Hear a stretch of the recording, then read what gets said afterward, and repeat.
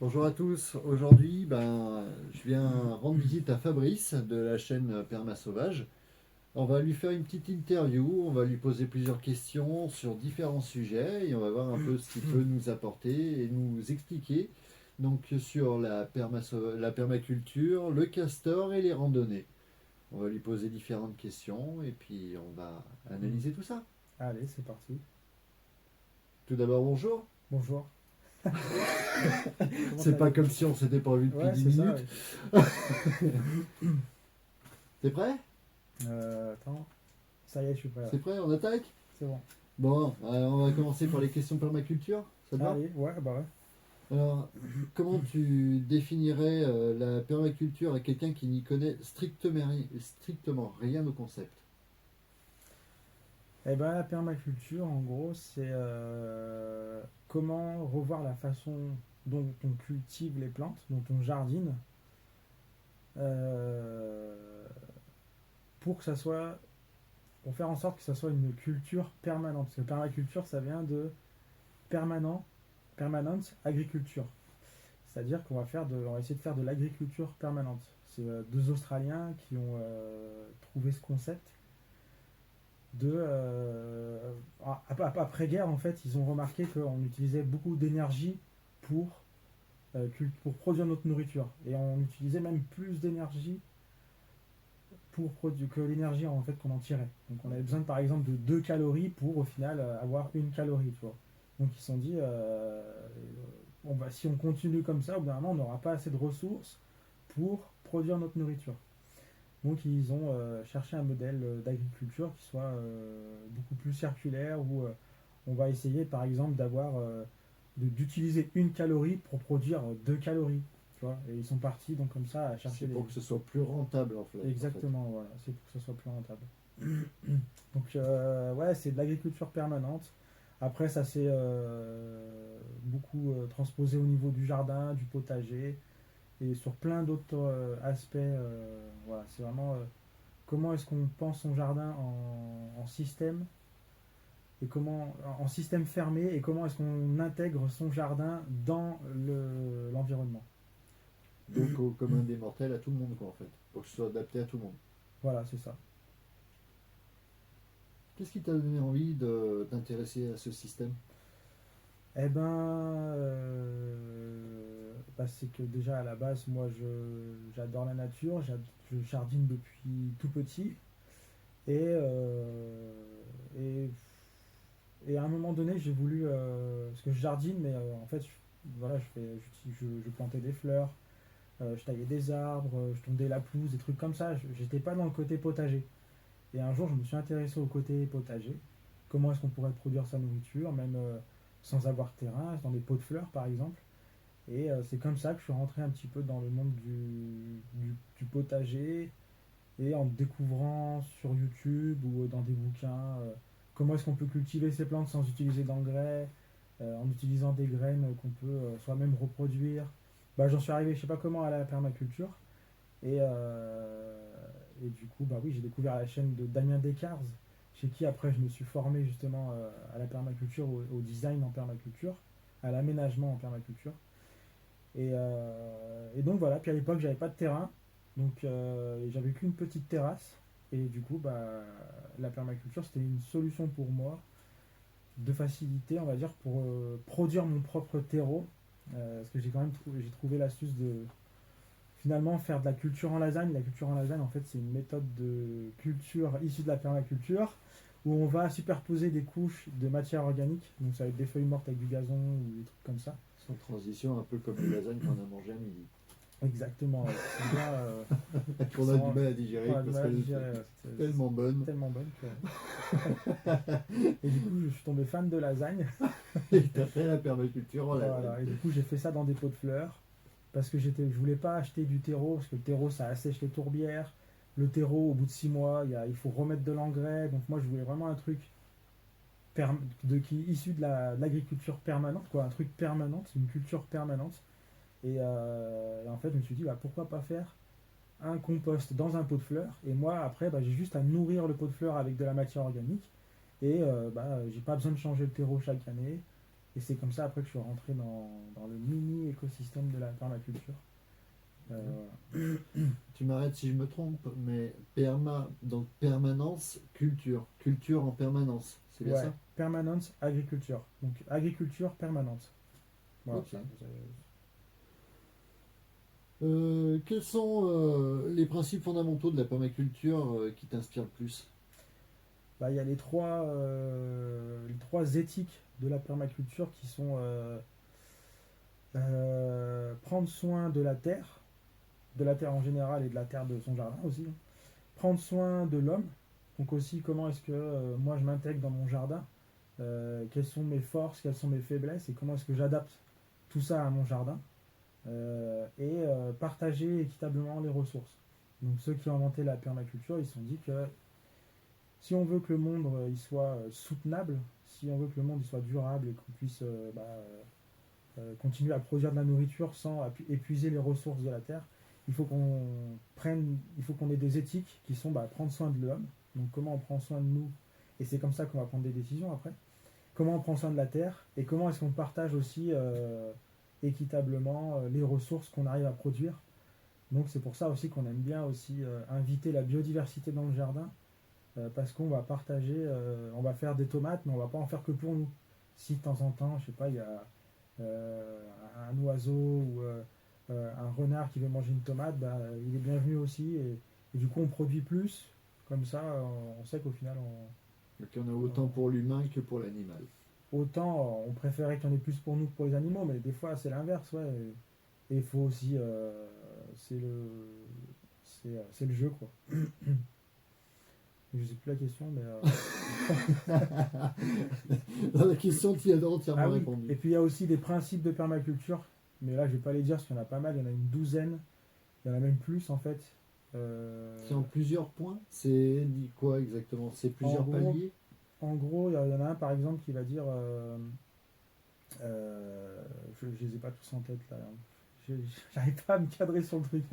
T'as, Juste un exemple. ouais, je sais plus, mais en gros, tu as 12 principes de permaculture et en fait, c'est tous des principes qui sont inspirés de. Tu vois, je parle pas mal de systèmes, d'écosystèmes, et c'est tous des principes qui vont t'inviter à penser justement ton jardin en termes d'écosystème, où tout interagit avec tout, et comment est-ce que je place les différents éléments dans mon jardin, mon potager, ma serre, mon poulailler, pour que ça intègre naturellement et que l'énergie comme ça circule dans mon jardin de manière assez naturelle et productive. Parce que justement, à la permaculture, on va chercher à utiliser les forces de la nature pour faire le travail. Et Donc, non aller contre les forces de la nature. utiliser les forces de la nature pour avoir plus de rendement. C'est ça. Pour que limite aussi que le travail il soit fait pendant que tu dors en fait. Tu vois, c'est comment est-ce qu'on va avec la nature et non contre elle. Parce que si tu vas dans son sens, il y a aussi l'énergie, tu rentres en contact avec l'énergie naturelle et ça produit plus, quoi. C'est un peu perché, mais je trouve que c'est une façon qui illustre bien le truc, quoi. C'est une façon très claire. C'est surtout ça. Et oui, les principes, je les ai oubliés, hein. Bon, c'est pas grave. Voilà. Peut-être lors d'une prochaine interview. Ouais.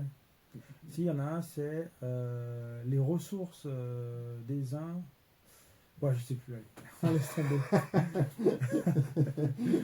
Sont les déchets. Les déchets des uns sont les ressources des autres, etc. Ah, je crois que je l'ai entendu déjà, Ouais, celle-là. ouais, Ouais, ouais. donc ça me parle. Ouais. Ça me parle.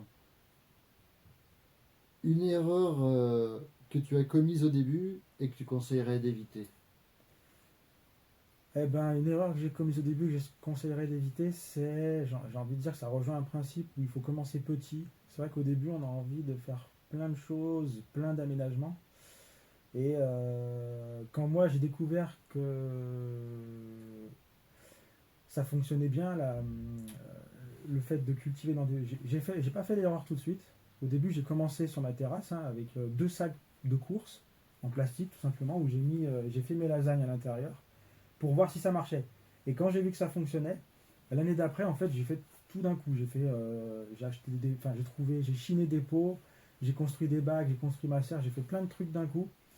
Et en fait, après, il y a plein d'erreurs que j'ai dû corriger avec le temps. En fait, j'ai passé les années d'après à corriger certaines erreurs pour arriver finalement à un équilibre dans mon écosystème. Donc, je dirais commencer petit, Comme ça, si on se trompe ou si on fait des erreurs, c'est facile de revenir en arrière. Toujours essayer de se dire, ok, j'ai envie de faire ça, mais si je dois revenir en arrière, est-ce que ça va me coûter cher? Est-ce que c'est possible que ça... Est-ce qu'il y a une porte de secours, tu vois? Est-ce qu'il y a un plan B? Mhm. C'est toujours intéressant de réfléchir au coût de... voilà, si tu veux construire une maison, enfin, il faut bien réfléchir à l'emplacement avant, quoi. Parce qu'une fois qu'elle est construite, tu peux pas Tu la... peux pas la déplacer, oui. Donc voilà, toujours essayer de réfléchir à... Pas de précipitation, en fait. C'est ce que tu Ouais, voilà. essayes de regrouper dans ta phrase, dans ta réponse. C'est pas de précipitation et prendre son temps pour faire les choses. Ouais, voilà. Comment est-ce que ce que j'ai fait, comment est-ce que ce que je jardine, et comment est-ce que ça interagit avec les saisons, avec l'environnement, avec la biodiversité, avec moi, avec la pluie, avec le soleil. Et, euh, et après, quand il y a quelque chose qui marche bien, essayer de l'amplifier. On va terminer pour ce dossier permaculture avec une dernière question. Comment tu vois l'avenir pour la permaculture? Et ben là, on est en 2025. Oui, bientôt 2026. Ouais, T'es voilà, encore bon. bientôt. Et donc la permaculture, on va dire que ça a été inventé dans les années 70. Donc Donc ça a déjà de la bouteille. ça a déjà de la bouteille, ça a fait ses preuves, ça a beaucoup évolué. Ça s'est un petit peu plus populaire. Après, on pourrait dire que la permaculture, ça existe depuis toujours, hein. C'est un peu des... Souvent, ceux qui ont un jardin depuis les anciens, quand on parle de permaculture, de comment on fait des choses et tout, ils se disent, bah en fait, la permaculture, c'est ce qu'on faisait avant. Il y a aussi pas mal de choses qu'on faisait avant qui fonctionnent aussi aujourd'hui pour la permaculture et des choses qu'on fait aujourd'hui qui peuvent s'intégrer, qui marchent pas, etc. Mais en gros, ça a été inventé dans les années 70, popularisé dans les années 90-2000 et en France surtout à la fin des années 2010 par là. Donc là, de 2010, on va dire 2015 jusqu'à 2020-25, ça a pris beaucoup d'ampleur, ça s'est vraiment popularisé dans toute la France. Il y a plein de gens qui se sont emparés de ce terme-là et c'est bien. Et je trouve que depuis 2-3 ans, on arrive un petit peu à la fin de l'effet de mode parce que on a beaucoup la permaculture, beaucoup de personnes ont cru que c'était un peu une méthode miracle. Qu'est-ce qui se cache derrière la permaculture? Je vais faire de la permaculture et mon jardin il sera super. Donc je pense qu'aujourd'hui on s'est rendu compte que c'est pas une méthode miracle. Il y a aussi pas mal de philosophie dans la permaculture. Donc j'espère que les gens vont peut-être aller à la source, qu'est-ce que c'est vraiment la permaculture. Tous ceux qui sont intéressés, qui ont vu que c'était pas si facile que ça, qui ont sûrement fait des erreurs comme comment c'est trop gros, reviennent en arrière et se disent bon maintenant comment est-ce que tout ce que j'ai appris, les bouquins, les conseils qu'on m'a donnés, comment est-ce que moi lequel je peux prendre pour moi et lequel ça fonctionne pas avec moi et aussi intégrer une espèce de gymnastique mentale, une philosophie de vie plus autour de la permaculture. Voilà. Alors, Une adaptation. Hein. Une sorte d'adaptation. Ouais, adaptation, c'est-à-dire. S'adapter à l'évolution humaine pour avoir de la permaculture plus rentable. Ouais. Grosso modo, c'est ça? Ouais, en gros, la question c'était comment est-ce que je vois l'avenir de la permaculture? C'est ça. Je le vois de partout. J'espère que de partout on prendra euh, de la permaculture parce que je trouve que c'est un modèle au-delà du jardin.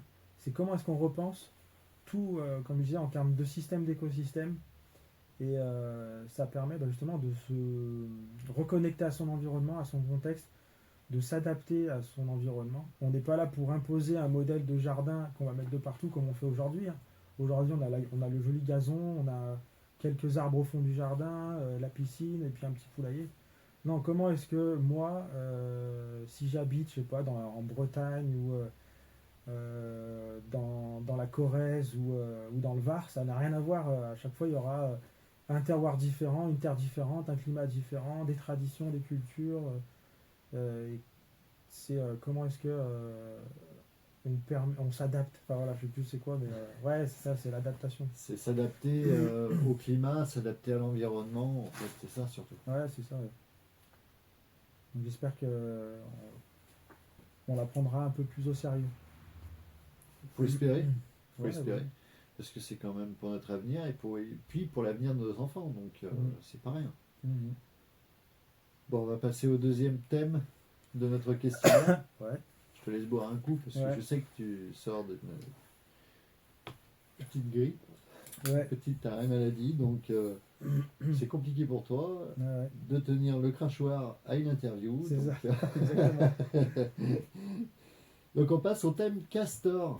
Le Un castor. thème qui te tient à cœur, je sais, parce qu'on a fait plusieurs balades avec toi à l'île Barlet concernant le castor. Ouais, Des balades très ludiques et très intéressantes pour les grands comme pour les petits. ouais. J'aurais voulu te poser quelques petites questions concernant le castor. On va commencer par la question basique, la question bateau. Mm. Qu'est-ce qui t'a donné cette passion? Bah justement, là, tu me parles du castor, je suis en train de me demander c'est quoi mon plus vieux souvenir par rapport au castor. Je dirais pas que c'est quand on était petit, on avait le dessin animé Père Castor, mais je sais pas. C'était quoi la question? Qu'est-ce qui t'a donné cette passion? Bah, je sais pas. En fait, en Isère, c'est là où il y a beaucoup de castors en fait en Isère. Et moi, c'est là où je me suis énormément baladé ces dernières années. Et, euh, et je sais pas. Déjà, moi, j'aime beaucoup l'eau, les cours d'eau, les étangs, tout ça. Donc, je suis très proche de l'eau. Et j'aime beaucoup ça. Et c'est un animal donc qui vit près de l'eau. Donc, je pense que ça aussi, il y a un lien par rapport à ça. Et, et je sais pas. Enfin, après, voilà, je sais qu'il y a tout ce que j'aime chez cet animal, c'est que il va restaurer, il va apporter beaucoup de bénéfices tu vois, lui, c'est un bon permaculteur. Enfin, il, il sait faire des barrages, donc les barrages, ils vont faire monter l'eau. L'eau, elle va réhydrater les terres. Donc quand les terres ils sont hydratées, les plantes vont être beaucoup plus jolies. Plus les plantes sont jolies, plus les animaux vont être attirés. Plus il y a d'animaux, plus il y a d'autres animaux qui vont être attirés pour manger ces animaux. Enfin, en fait, il crée des îlots de biodiversité rien que par sa présence, voilà, ouais. Et du coup, je trouve ça fascinant, surtout à une époque où on a de moins en moins, enfin, où on a de plus en plus de sécheresse, de moins en moins d'eau. Ça devient problématique. Il y a certains villages, l'été, ils ont plus d'eau, alors ils se font rapatrier de l'eau par des camions, tout ça. Donc, on a une problématique d'eau sur notre territoire et on a en plus le castor qui revient d'une quasi-extinction. Parce qu'au début du XXe siècle, fin 19e, début 20e, on chassait le castor pour sa fourrure, pour son castoreum. C'est une glande, une substance chimique qui va produire.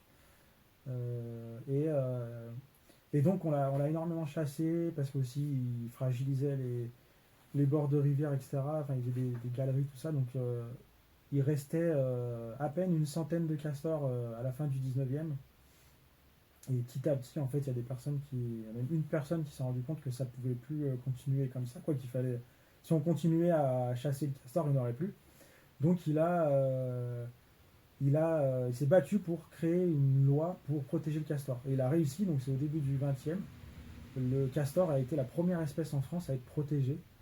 Et du coup, depuis, il est protégé, son environnement est protégé, et aujourd'hui, il a réussi à repeupler toute la France comme à l'époque, quoi, comme il y a très très longtemps. Et d'ailleurs, castor, c'est un animal qui a des millions d'années, hein, c'est un très très vieux mammifère.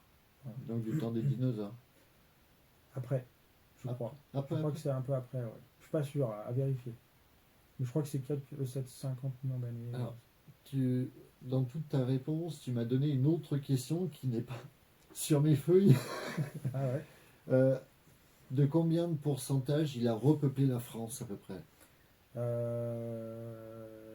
Je crois qu'il est quasiment allez, sur 70. En fait, il va peupler d'abord les grands cours d'eau, donc la Loire, le Rhône, la Saône, donc les grands fleuves. Donc ça, il les a quasiment tous réinvestis. Je crois qu'il est un peu moins présent dans le sud. Je me souviens plus là, ça fait un moment que j'ai pas regardé la carte du castor, mais il est quasiment revenu sur tous les grands cours d'eau. Et maintenant, il est en train de. Ils ont besoin de leur territoire. À chaque famille a son propre territoire. Donc là, il est en train de remonter les affluents de chaque grand fleuve.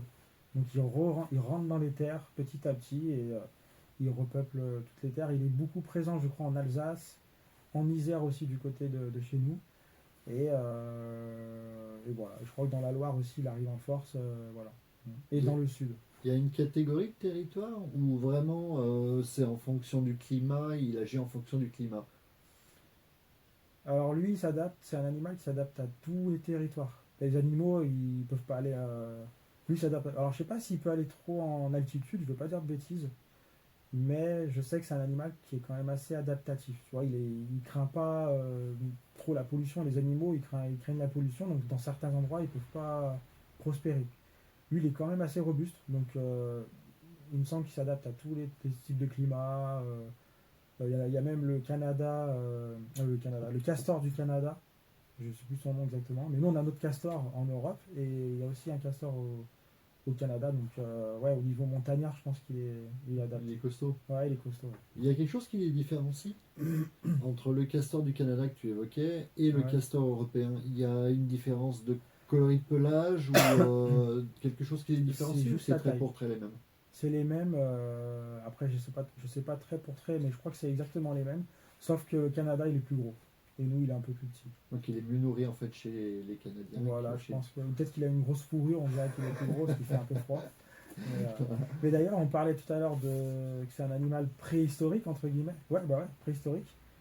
Avant, les castors, là aujourd'hui, un castor, je crois que c'est 1,20 m avec la queue, Ah si oui. c'est pas plus. Imposant Je crois que quand même. ouais, c'est quand même imposant. Mais avant, ils étaient beaucoup plus gros, hein, même plus gros que nous. Hein. On a retrouvé des vieux, des fossiles de vieux castors, et il y avait des espèces de castors qui étaient plus grandes que nous. Quoi. Ah, Donc ouais, il y avait des castors géants avant.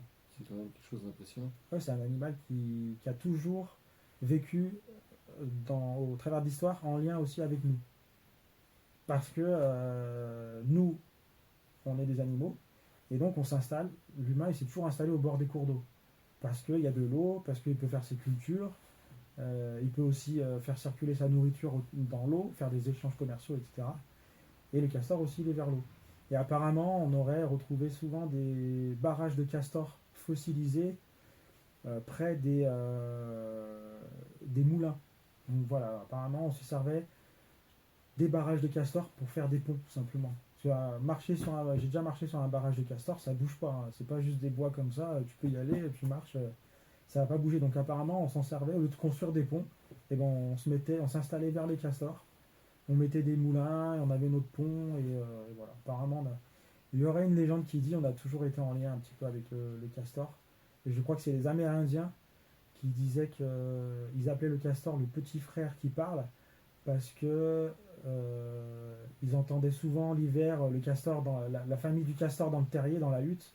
Ils les entendaient pas parler, mais ils les entendaient discuter, piailler entre eux. Et ils disaient que c'était le petit frère bavard ou petit frère parleur. Parce que pour eux, ils parlaient entre eux, quoi. Euh, une dernière question sur le castor. Ouais. J'aime bien quand je fais comme ça, on dirait un détective et tout, Avec ton pansement, là. avec mon pansement. Euh, as-tu déjà vu et pu voir, enfin, vu le castor et vu une hutte de castor? Vu la hutte de castor, on a eu la réponse juste avant, puisque tu nous as dit que tu avais pu marcher dessus. Et que Non, tu- j'avais marché, enfin, je te coupe, sur le barrage. Ah, Le pardon, barrage. Et la hutte et le barrage, c'est pas au même endroit. d'accord. Donc ouais, j'ai quand même vu une hutte pour répondre à la question. Et Et- encore, j'ai vu une hutte, mais en Europe, le castor européen, il fait des petites huttes qui sont au bord des cours d'eau. Mais la vraie hutte, en gros, ça sera le castor du Canada qui l'a fait. Lui, il l'a fait carrément au milieu de l'eau. Je sais pas comment il fait. Mais au milieu de l'eau, il y a un truc qui sort de l'eau, paf, un gros tas de bois, et ça, c'est une hutte de castor. Mais nous, en Europe, c'est très rare, je crois que ça n'existe pas. Il fait des tas de bois comme ça au bord de l'eau, c'est sa hutte. Et des fois, il fait juste des terriers. Voilà. Mais c'était quoi les questions? Est-ce que tu en as déjà vu un ou aperçu un lors d'une de tes des explorations ou expéditions? Ouais, ouais, plusieurs fois, j'ai vu le castor toujours dans l'eau, je crois. Ouais, j'ai toujours vu dans l'eau. J'ai jamais vu sortir de l'eau, tout ça. Bon, j'ai vu des vidéos, mais j'aimerais bien, oui, un jour le voir ronger un arbre ou autre. Et c'est un animal très peureux, donc il va sortir la nuit. Donc la journée, on peut le voir en fin de journée ou en début de journée. Et c'est souvent quand il va rentrer dans sa hutte, justement, ou en sortir. Et du coup, bah, lui, il aménage sa hutte de façon à ce que l'entrée se fasse sous l'eau, pour éviter que les prédateurs rentrent au niveau terrestre. Parce que l'eau pour lui, c'est aussi un moyen de se protéger. Donc c'est pour ça qu'en général, quand je le vois, bah, il est déjà dans l'eau et puis il traîne un petit peu avant de rentrer. Voilà. Donc oui, mais jamais hors de l'eau. D'accord. On passe au troisième thème, Allez, le thème randonnée. Parce que je randonnée. sais que tu aimes beaucoup la randonnée, tu as fait beaucoup de vidéos sur YouTube, Mm. avec la chaîne Perma Sauvage. Ouais. Donc une que j'ai énormément appréciée, c'est HUZEL, il me semble. Je me souviens plus du nom, où il y avait plein de La petites forêt, sculptures. La forêt. le Gorneton, la forêt La du forêt du Gorneton. Gorneton. Assez suel. Assez suel. Je l'ai vraiment apprécié, j'ai trouvé ça superbe. Il y a beaucoup de décorations faites par Mm. des petits artisans du coin, Mm. tu m'arrêtes si je me trompe, et des enfants et des écoles. Ouais. Donc on sait que tu es passionné là-dessus par rapport à ça, par rapport aux randonnées et aux balades forestières. Ouais. J'avais quelques questions à te poser là-dessus. Mm. Alors, déjà la question de base, comme encore avant, comme l'autre avant, Ouais. depuis quand pratiques-tu la randonnée? Eh ben, on va dire que c'est pas aussi vieux que le jardinage. En gros, moi j'ai grandi, on va dire, en ville. Pas dans une grande ville, mais en ville quand même. Et à un moment donné, donc je me suis éloigné de la ville, j'ai déménagé un peu plus à la campagne. Et c'est là que j'avais déjà découvert la nature, la forêt, tout ça. Mais c'est là que j'ai découvert le plaisir d'aller se balader en fin de journée, après le travail ou autre. Et, et moi, je fais pas de la randonnée où je vais tu vois, suivre les chemins de randonnée, les GR, les sentiers, les machins. Pour en avoir fait quelques-unes avec toi, Voilà. je peux le confirmer. Moi, je suis hors des sentiers battus. Très C'est battu ça. même. Non, mais moi, la randonnée au début, c'était je me gare quelque part, je mets sur ma carte la voiture, elle est là, et je pars. Et donc, je marche, je me perds, je passe dans les ronces, tout ça. Et je sais pas, je cherche un coin super bien. Tu vois, c'est un peu ce truc où j'ai envie de découvrir un peu Un coin que mon personne connaît. environnement et un coin que personne connaît, un coin sauvage, toujours ce côté sauvage que je cherche. Et, et au bout d'un moment, c'était compliqué des fois de rentrer de nuit et plus trop savoir Des endroits où est très la voiture. sauvages, oui, on en a eu droit, oui. Voilà. Donc après, je suis passé à la carte, mais aujourd'hui encore, je suis pas forcément les chemins de randonnée, mais j'ai les cartes IGN. Et bah, par exemple, je me dis, tiens, j'aimerais bien aller explorer cet endroit. Et en fait, je me rends compte qu'avec la carte, c'est déjà beaucoup plus simple, parce que les chemins, ils sont un peu plus praticables. Et en plus, bah, en fait, tu découvres encore plus de coins super sympas, des vieux chemins, des chemins que personne emprunte. Et même en ville, en fait, je m'amuse aussi des fois, quand j'arrive dans des villes, des petites villes, à essayer de trouver par quel chemin naturel je peux rentrer dans la ville. Alors, des fois, j'arrive par les bois et pouf, d'un coup, tu te retrouves en ville. Moi, ce que j'aime, c'est vraiment pas forcément aller chercher les super randonnées avec les guides touristiques et tout. Je préfère Mais les effets vraiment, de surprise. ouais. Et puis, comment est-ce qu'autour de chez moi, je peux retrouver ce côté découvrir des nouveaux endroits que je connaissais pas et profiter de la nature. Et voilà, on a toujours ce truc de se reconnecter à son environnement, être curieux. Et tout ça, et en même temps, bah, j'observe le castor, j'observe les animaux. Du coup, j'arrive à mêler tout ça, quoi. Bah, de toute façon, tout a un lien, que ce soit la permaculture, le castor ou les randonnées, tout touche du même milieu. C'est-à-dire qu'à partir du moment où tu es dehors, tu vis. Hmm. Si Ouais, en ouais, c'est résumant, ça. en Ah, ouais. résumant. T'es vivant, ouais, c'est ça. T'as un système pour choisir tes randonnées ou c'est un petit peu au petit bonheur la chance Eh ben, je vais sur un site qui s'appelle, je crois que ça s'appelle Trace GPS ou GPS Trace. Alors merci, tu viens de me ruiner la deuxième question. D'accord. Parce que justement, j'allais te demander, est-ce que tu utilises des applications spécifiques? Bah oui, mais en gros, mon système, ça va être découvrir un nouvel endroit Là, vu que j'ai déménagé dans un nouveau territoire, donc on va dire qu'en ce moment, pour trouver le castor, je vais plutôt aller marcher le long de l'eau en fait. Donc je vais chercher des chemins, le long des cours d'eau, tout ça.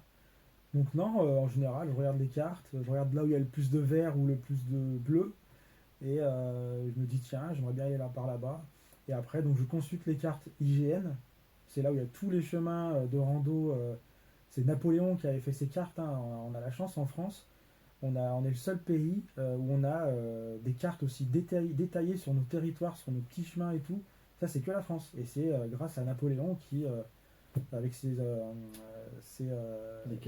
une sorte de carte de l'état-major. ouais, voilà, exactement. Je crois que c'est 16e, j'en sais rien. 16e, Je 17e, sais quelque plus, ouais. chose comme ça. Avec ses grandes ambitions militaires, je crois, et ben, il a voulu cartographier la France et en fait, on a des super cartes et les chemins, ils ont 400, 500 ans et ils sont là, les cartes elles sont encore là et les chemins, on les retrouve encore aujourd'hui. Il y en a certains encore, c'est rare, mais il y a des fois où le chemin n'est plus là. Mais on les entretient encore et plus on les empruntera, mieux ce sera. Mais en gros, voilà, je cherche un coin que j'ai envie de visiter, je regarde sur les cartes IGN et après, soit j'y vais un petit peu au pif et je regarde sur mon téléphone, j'ai une application pour répondre à l'autre question qui s'appelle OSM Android. Je crois que c'est Open Source Map Android. Et c'est un truc où tu peux te voir sur les chemins, afficher les cartes IGN. Et donc, ouais, je prépare à l'avance ou pas. Mais en général, oui, maintenant je prépare à l'avance. J'aime bien me dire, bah tiens, je vais faire cette boucle-là. Donc t'as plus envie de l'effet de surprise. Je me le laisse encore. Je me le laisse encore. L'effet de surprise, il y a des fois où j'ai envie d'aller sur d'autres chemins ou de faire demi-tour avant ou de rallonger la rando, je le fais, ouais. Mais et je trouve vraiment que c'est beaucoup plus agréable de suivre les chemins parce qu'en fait, il y a plein de jolis chemins à des endroits où j'aurais jamais cru en fait. Les Il petits n'y a pas besoin en fait finalement, je te coupe. chemins cachés. Bah ouais. Il n'y a pas besoin en fait d'aller super loin, de faire une rando machin. En fait, on a des chemins de partout. De partout. Des petits chemins dans la forêt, des trucs. Même si on habite en ville, on peut trouver plein de chemins de rando en partant de chez soi. Et c'est grâce à ces cartes qu'on a cette Alors, chance-là, on quoi. en a fait les frais, puisque tout à l'heure, en venant te rejoindre, tu m'as fait faire un petit tour, découvrir un peu ton secteur. Mm. Et on a pris un petit chemin pour descendre, et on a vu que ce petit chemin, il se séparait en trois quatre différents passages Mm. pour emmener à trois quatre différents endroits. Donc en fait, n'importe quel chemin offre une nouvelle option de vue et une nouvelle trajectoire. Ouais, c'est ça. Ouais, ouais. On peut trouver comme ça plein de. Après, des chemins qui sont pas sur les cartes et qui sont en vrai, il y en a moins. Il y en a pas souvent, ouais. Pas souvent. Mais ouais, il y a toujours plein de chemins qui mènent à Rome. Euh, on va faire encore deux petites questions, puisque du coup les autres ont été réponses. Du coup, Ouais, j'utilise t'inquiète pas, c'est pas des grave. applications. Alors, est-ce que tu as eu des anecdotes drôles lors de certaines randonnées?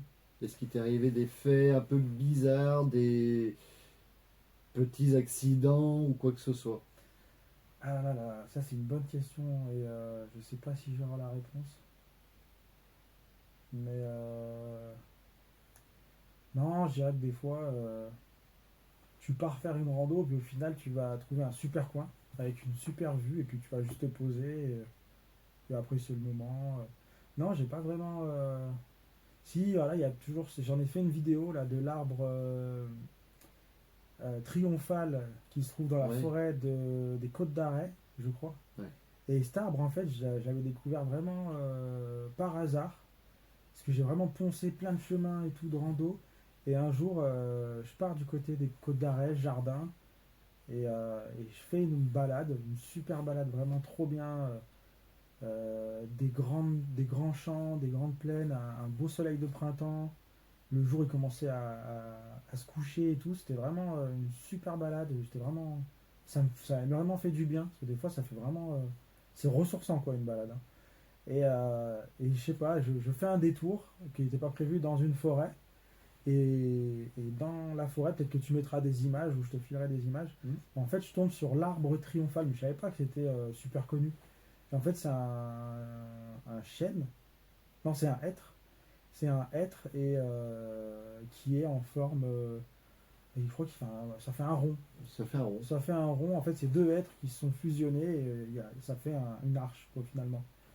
Et j'ai trouvé ça hyper magique parce que voilà, c'était vraiment une super balade. À la fin, je trouve cet arbre et tout, c'est super. Mais je me suis jamais souvenu où c'était. Et un jour, je tombe sur l'article du Dauphiné, peut-être que tu montreras l'image aussi, où oui, on a découvert le hêtre, enfin, l'arbre triomphal des Côtes d'Arrêt. Et je le reconnais. Et du coup, je refais des recherches, je le retrouve. Et après, j'ai fait une vidéo qui est disponible sur ma chaîne Perma Sauvage. On mettra le lien en Ouais. description et puis comme ça. C'est la chaîne, c'est la vidéo L'arbre triomphal, comme ça. Donc ouais, il y en a eu plein des souvenirs, mais drôles, je sais pas. Peut-être que ça me reviendra. Peut-être lors d'une prochaine interview, on sait pas. Ouais, peut-être, ouais. Peut-être pour celle de 2026, fin 2026, on refera peut-être une interview, on s'adaptera. Peut-être. La dernière question concernant les randos, est-ce que tu as déjà rencontré des animaux sauvages lors d'une rando? Ah oui, plein. Plein, plein. Là, d'ailleurs, dernièrement, je te racontais que il y a... j'ai peut-être vu un lynx une fois. Je pense que c'est la rencontre la plus marquante. Parce qu'en fait, j'étais encore en mode. C'était avant que je fasse des chemins de randonnée avec les cartes. J'étais encore en mode, je me gare quelque part et j'y vais. Et à un moment, je me suis vraiment perdu dans la forêt. C'était vraiment, je marchais à grands pas au-dessus des ronces. Et puis, d'un coup, j'entends un bruit derrière et tout. Je me retourne et je vois une espèce de chat, un gros chat, rouquin un peu, qui saute comme ça. Mais ça s'est fait tellement vite que je sais pas si c'était un chat sauvage, un renard, je pense pas, ou un lynx. Voilà. Donc, je sais pas. Mais voilà, j'ai croisé des sangliers, des cerfs, des grenouilles, je sais pas, des petits marcassins, c'est les petits du sanglier, renard, j'ai déjà dit, putois, blaireau, pas trop. Qu'est-ce que. Après, À l'inverse, moi le blaireau, j'ai réussi à l'avoir avec une chasse-cam. ouais, c'est pour ça que j'y ai pensé. Tu vois. C'est vrai que c'est pas un animal qu'on va voir aussi facilement, le blaireau. Tu as déjà un beau panel. Ouais. Puis j'ai fait aussi des observations avec la LPO. La LPO, il propose d'aller observer, compter certains animaux protégés. Donc j'ai vu aussi le grand-duc. Ça c'est aussi très impressionnant à voir. Par contre, il faut s'accrocher parce qu'il faut aller l'observer. Ça c'est un très beau souvenir, le grand-duc. On était posté vers Bourgoin-Jallieu en Isère et dans un village dans les hauteurs près d'une falaise. Et en fait, on a attendu, c'était le mois de décembre, il faisait -1, -2. Donc on a attendu 2 heures immobile en attendant que le grand-duc nous fasse l'honneur de sortir. Et puis, on a attendu comme ça et tout. Et au bout d'une heure et demie ou deux, il est sorti de derrière, je sais pas quoi. On l'a vu déployer ses ailes et puis il a fait son cri. On était scotchés. Il y en a qui l'ont pas vu. Moi, j'ai eu la chance de pouvoir le voir et l'entendre. Comme ça, il est passé. Comme ça, il fait ouh, ouh, ouh. J'ai pas la gorge, mais en gros, il fait une espèce de ouh, ouh, ouh, ouh. Et ça, c'est des moments comme ça, ouais, c'est fou. Hein. Quand t'as un animal qui passe, qui arrive, un truc qui vole, ouais, des hérons, tout ce que tu vois, des animaux, il y en a énormément en fait. Hein. Des animaux que je connais pas non plus, probablement que je pourrais pas. Ouais. Ouais, des animaux, on en voit partout. Peut-être pas. L'autre fois, à Malisol, pourtant à Malisol, on n'est pas dans la forêt, hein, mais dans la forêt de Malisol, on est quand même. Il y a beaucoup de monde, il y a beaucoup de gens qui se baladent et tout. Bah, un jour, en plein après-midi, tac, je vois deux chevreuils dans la forêt de Malisol, quoi. Tu allé aux champignons. Ouais, tranquille, ouais. Mais ouais, j'en vois des animaux. Mhm. Il faut, il faut, il faut être curieux. Il faut être curieux. Et alors moi, de ce côté-là, je partage un petit peu ton point de vue, c'est que je pose à droite à gauche des caméras. Mhm. Donc je récupère des images. Mais je suis pas connaisseur en animal. En animaux, pardon. Ouais, t'es pas connaisseur en grammaire non plus. Non plus. En animaux. Donc c'est vrai que de ce côté-là, c'est un dossier où j'aurais beaucoup à apprendre. De toi comme d'autres. Donc peut-être que je te ferai passer les images pour que tu m'en dises plus. Ah, puis moi aussi, je peux en apprendre un. Comme le blaireau, c'est vrai que c'est un animal qu'on n'a pas l'habitude de voir. Et c'est marrant de le voir dans les vidéos, quoi. Ouais. Et le lynx aussi, ça pourrait être. Si un jour tu arrives à le choper, le lynx, ça m'intéresserait de voir une vidéo du lynx. Je sais même pas trop où est-ce qu'on peut le trouver. Donc, C'est vraiment au hasard, hein, parce que c'est un animal qui. je rigole si sur la caméra qui a été posée en direction des grottes de la Molasse, Tu je vois, chope un un lynx Le roi lion, tu sais, que je sur la le colline. vois. Mais je prends un fou rire et je pense à toi direct. Ah ouais. Ouais, on sait pas, hein. Il n'est pas très présent le lynx est beaucoup présent dans le Jura, dans l'Ain. Mais il faut savoir que c'est un animal qui a un territoire de 300 km². Donc il bouge énormément, il passe de partout en fait. Donc peut-être qu'il passera dans les grottes de la Molasse. Moi qu'il lève une patte, quoi. On lui demande pas grand-chose. Ouais, voilà. Il passe devant Un la petit clin caméra. d'œil, c'est ça. Salut. Bon, bah sur ce, merci pour ce bon moment et tout Bah, ce que tu nous as appris aujourd'hui. C'était un vrai plaisir. Merci, ouais, c'était super intéressant de répondre Merci tes à questions. vous. Bon, j'ai pas choisi les plus compliqués. Ah, bah, Je moi, voulais j'ai bien pas. aimé, parler de tout ça. Et au moins, tout le monde a appris des choses, moi le premier. Mm. Et puis, ben, eux aussi, hein, du coup. Ils ont tous appris quelque chose. Super. J'espère que vous avez aimé cette petite interview. Pensez à vous abonner à votre chaîne. Abonnez-vous déjà à sa chaîne avant de commencer. Moi, on verra après. Enfin, abonnez-vous à celle-là déjà. D'abord à sa chaîne, celle-là, on verra après. Abonnez-vous à la chaîne Perma Sauvage. Likez, partagez un max. Et puis le reste, on verra après. Hein. Mais surtout sa chaîne. Sur ce, je laisse le mot de la fin à Fabrice. Soyez curieux. Soyons curieux. Soyons curieux. Voilà. Je te remercie. À l'année prochaine peut-être. Allez, à l'année prochaine. Ciao. Ciao. C'était cool, franchement.